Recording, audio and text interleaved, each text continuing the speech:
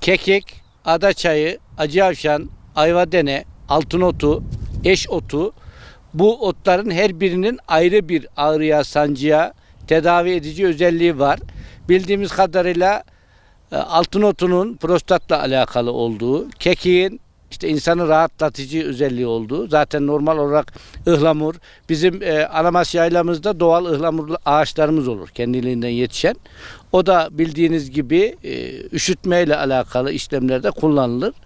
Ben de bunu tabiatı sevdiğim için hem tabiatı yaşamak, buradaki güzelliği görmek açısından hobi olarak bunları topluyorum.